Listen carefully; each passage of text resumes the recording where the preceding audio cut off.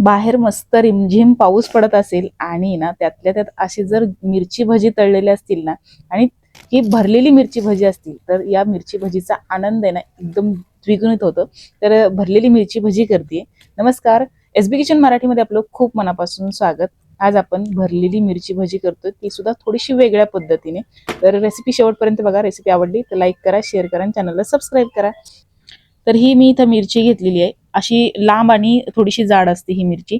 या मिरचीचं नाव काय मला कमेंटमध्ये तुम्ही नक्की सांगा बरं काय. आणि ना इथं मी शेंगदाण्याचा कूट घेतलाय, तर एक 2-3 चमचे शेंगदाण्याचा कूट, थोडीशी कोथिंबीर घातली त्यावरती आणि एक छोटासा कांदा बारीक चिरलेला घेतलाय आणि 2 चमचे बेसन भाजून घेतले. आणि यामध्ये आपल्याला आता चवीनुसार मीठ घालायचे, एकदम 2 चिमूट एवढं मीठ घेतले. 2 चिमूट एवढंच मी इथं लाल तिखट घालतीये या स्टफिंगसाठी. आणि इथे ना आता हळद पावडर आणि आपल्याला थोडीशी धने पावडर घालायची, धने जिरे पावडर. तर जिरे सुद्धा घातलेले आखे आणि थोडंसं दही घातले. तर एकदम 1 चमचा एवढंच फक्त दही घातलेलं आहे. हे चांगलं मिक्स करून घ्यायचंय. हे आपलं मिरचीचं स्टफिंग झाले भरायचं.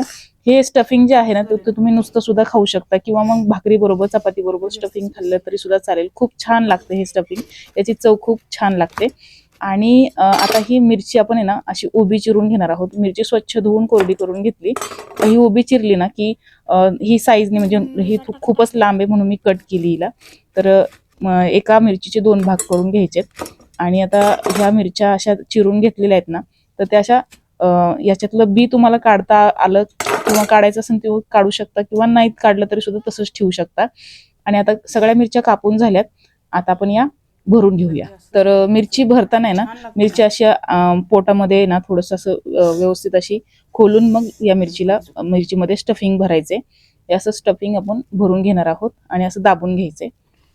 तर हे स्टफिंग आहे ना, हे चवीला खूप छान लागतं. भाकरी बरोबर चपाती बरोबर तुम्ही हे खाऊ शकता, मस्त लागतं चवीला. आणि आता आहे ना ह्या मिरच्या भरून झाल्या की आपल्याला बेसन तयार करायचे. तर त्यासाठी मी इथे बेसन घेत आहे. एक 5 ते 6 चमचे किंवा 1 वाटी बेसन तुम्ही घेऊ शकता. मी मिक्सरलाच ही डाळ वाटून बेसन तयार केले घरामध्ये, बेसन संपलं होतं म्हणून. तर डाळ घरातच वाटून हे बेसन केलेले. थोडंसं टेक्स्चर याचं म्हणजे थोडंसं जाडसर आहे. तर तुम्ही तुमच्याकडे जे हा बेसन अवेलेबल असेल तर ते घेऊ शकता. मी थोडंसं मिक्सरवरतीच केलेले. आणि इथे तुम्ही बघू शकताय ओवा आहे ना, अर्धा चमचा ओवा आहे ना हातावरती क्रश करून घातलेला आहे. यामध्ये चवीनुसार मीठ घालायचं आपल्याला, थोडंसंच मीठ घालायला लागणार आहे आपल्याला. आणि पाणी घालायचे. तर थोडं थोडं करून पाणी घालून हे बेसन चांगलं मिक्स करून घ्यायचे पाण्यामध्ये. जसं आपण वडापावसाठी बेसन करतो ना, तसंच बेसन तशाच कन्सिस्टन्सीमध्ये बेसन आपल्याला करून घ्यायचे. आणि यामध्ये थोडासा खाण्याचा सोडा घालायचा आहे. खाण्याच्या सोड्यावरती थोडंसं पाणी घालून मी हे घातलेलं आहे.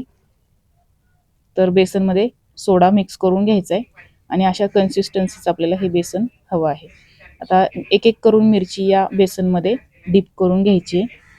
चांगलं कोटिंग आपल्याला बेसनचं या मिरचीला बसलं पाहिजे. तर एक एक करून मिरची आपण कोट करून घेतली बेसनमध्ये. गरम तेलामध्ये आपल्याला ही मिरची सोडायची. तर सुरुवातीला तेल गरम करून घेतलं होतं मीडियम फ्लेमवरती. आणि आता मिरची सोडली की पुन्हा गॅस मीडियम केलेला आहे आणि मीडियम फ्लेमवरतीच हे म्हणजे ह्या एका बाजूने भाजलेली आहे, म्हणजे फ्राय करून घेतली. दुसऱ्या बाजूने सुद्धा आपण ही मीडियम फ्लेमवरतीच मिरची फ्राय करून घेतली. मग गॅस कमी करून आहे ना मस्त सोनेरी रंगावरती ही मिरची भजी आपण तळून घेतलेली आहे. आता ही मिरची भजी तळून झाली की दुसरी बॅच सुद्धा मी या तेलामध्ये सोडलेली आहे मिरची भजीची. आणि मस्त ही सोनेरी रंगावरती दुसरी बॅच सुद्धा तळून घेतली. मीडियम टू लो फ्लेमवरती आपण ही मिरची भजी तळून घेतलेली आहेत. तर या पद्धतीने तुम्ही मिरची भजी नक्की एकदा तरी करून बघा, खूप छान लागतात. तुम्ही पुन्हा पुन्हा ही मिरची बाजारातून विकत घेऊन याल आणि ही मिरची भजी करून खाल. तर इथे भरलेली मिरची भजी बनवून तयार झालेत.